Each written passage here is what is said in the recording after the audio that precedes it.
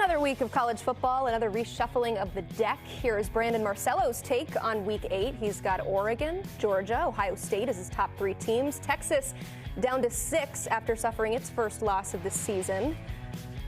In this very game, deciding games in the SEC really headlined Saturday's action. Georgia put the hurt on the horns. The Dogs defense pitching a shutout in the first half and forcing Texas to make a change at quarterback, which means we in the media get to talk about a controversy all week long. Shout out Dogs for that. Let's go over to Knoxville. After missing home run after home run, Nico, he hit when it counted, a perfectly placed ball right there to Chris Brazel in the end zone to take the first lead of the game. The Vols defense held up so fans could light it up. And, of course, the goalpost. They didn't stand a chance.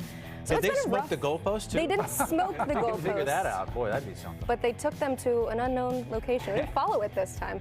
It's been a rough go for Alabama in the Volunteer State. 0-2 against Tennessee teams. There was, of course, the shocking loss to Vanderbilt.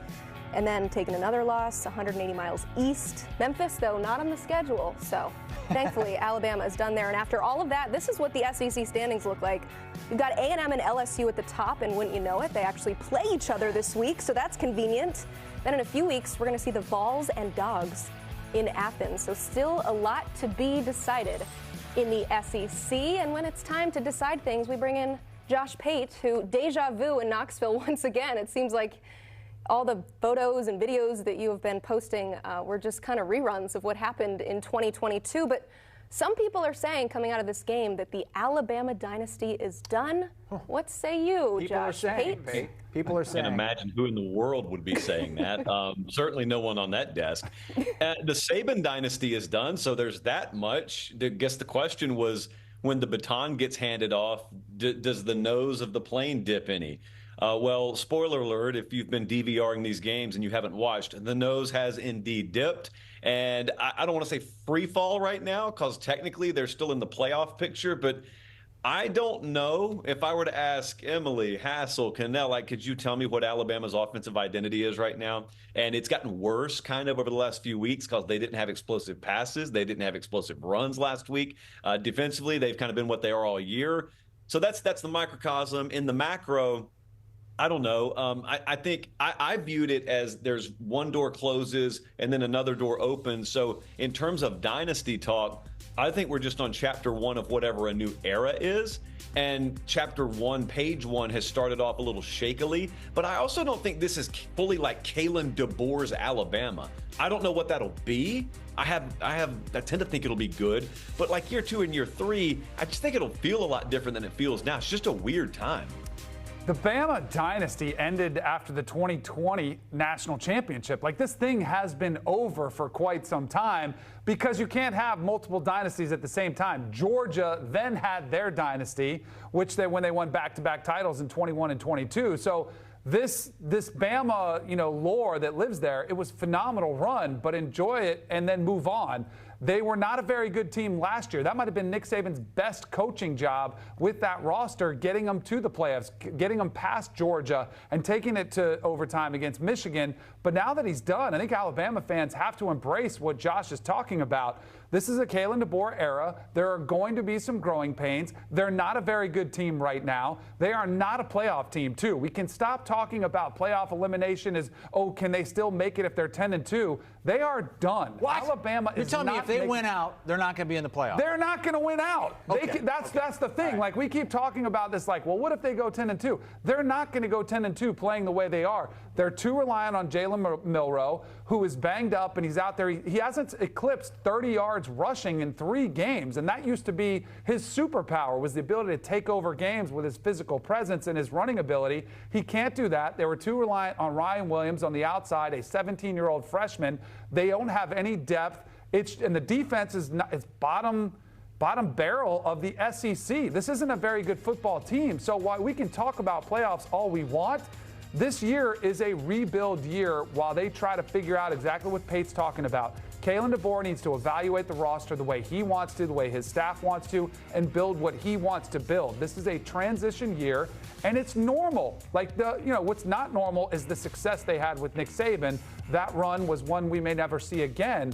What is normal is a transition period that we're seeing unfold right now. Well, it is not a normal year in the SEC because for the first time in almost 20 years, every single team in the conference has a loss before the start of November. And Pate, it seems like that this year, maybe more than others, it's more wide open.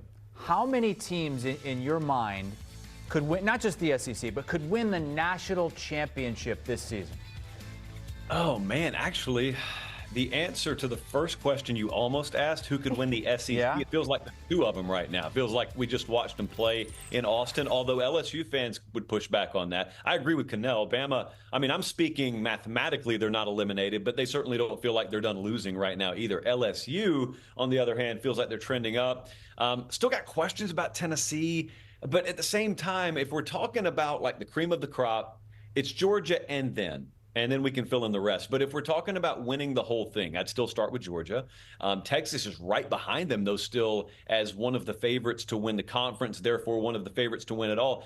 I happen to believe there was sort of a little cattle prod to the neck theory in play with Texas the other day, and that they experienced that for the first time. That's getting thrown in 53-degree water for the first time, and it's a shock to the senses. But Texas can swim. Like, I think Texas can swim, and I think if they get another shot, and Georgia does not set up shop 4 times, I think, on scoring drives in Texas territory, maybe it's a different outcome. But you let Texas loose in the postseason, I think they can win it. I think Georgia can win it. LSU's a total wild card. That right this second is where I would stop the list of SEC teams that I think could win it all. Danny, how about teams from other conferences? Who do you think outside the SEC could win a national championship? This is why I love this conversation, because I think parity has been the story of this season, but I think it is just below this tier of teams we're talking about. I think you can throw a very small blanket around the teams that can actually win a national championship. I think you start with those two from the SEC that Pate just gave. I agree with him on Georgia and Texas. I think it's Oregon. I think it's Ohio State and Clemson. Because they've got the pedigree. They've done it before, which would be an incredible story. Maybe Miami because of what Cam Ward brings to the table, but their defense has some serious issues to fix. Maybe there's a path where that offense carries them to the finish line. I don't think the Big 12 has a true national championship contender. So I'd say it's a group of about 5 or 6 teams that can actually go through the gauntlet of a 12-team playoff once you get there. Remember, it's not just about getting there. It's about beating all those teams to get there, and you have to have depth to do that. We have 17 teams with a 40% chance to make it into the college football playoff. It has expanded, and it has welcomed in a lot of new competitors. Awesome. Speaking of all of that parity, we don't have a lot of undefeated teams left, and our Josh Pate is going to rank the 10 undefeateds. Go ahead. Okay, this was a chore. I mean, this was a task. At the top, it's not. Like at the top, Oregon, I mean, I'm having to look at my phone over here. So Oregon, Penn State, Miami, I think America may switch 2 and 3, but that's pretty clear to me. Iowa State's at number 4, but this is, to me, Iowa State, Indiana, Brigham Young, where you could get interchangeable. I think Iowa State is a better team than those two, but I just watched Indiana splatter Nebraska all over Bloomington. So if you wanted to push back on that one, I would listen to you. Indiana's got a more treacherous path schedule-wise, maybe the rest of the way. Pitt is a total outlier, like total wild card. Don't know what to make of them, but good for them in what they've been able to do. And then, like, we could just have a total figurative knife fight here on Army, Liberty, Navy. Because I know good and well, I turn these in 8, 9, 10, and no matter what order I put those teams in, I was going to get pushback. So I just want to know, where is the pushback coming? Because you'd have a hard time separating those in my mind. I would push back on Liberty ahead of Navy. That's my what a fight. And we all knew that this was the fight that was coming before Halloween. Liberty versus Navy. I love it. And Liberty, the problem I have with Liberty, I forgot they were undefeated because they don't play a Power 4 opponent on the year. And nobody wants to play them. They also lost maybe their toughest game, too, with the App State game being canceled. Right. Taking a team to overtime. It hasn't been pretty, but they are undefeated. I would put Indiana slightly higher, but I would hedge it because of the Curtis Warwick injury. That has me a little bit worried about what they could be, but they have been an absolute juggernaut. A wagon, as Tom Fornelli would call them. Official wagon status? Yeah, they Wagon are. status. They've been christened. Yeah, Indiana's got Washington this week, and only I think a 6-point favorite or so because Rourke is out. Same as they were against Nebraska. Yeah, I picked Nebraska on that one. Idiot alert! Josh Pate's college football show coming up tomorrow at 8 o'clock Eastern Time on the YouTube page.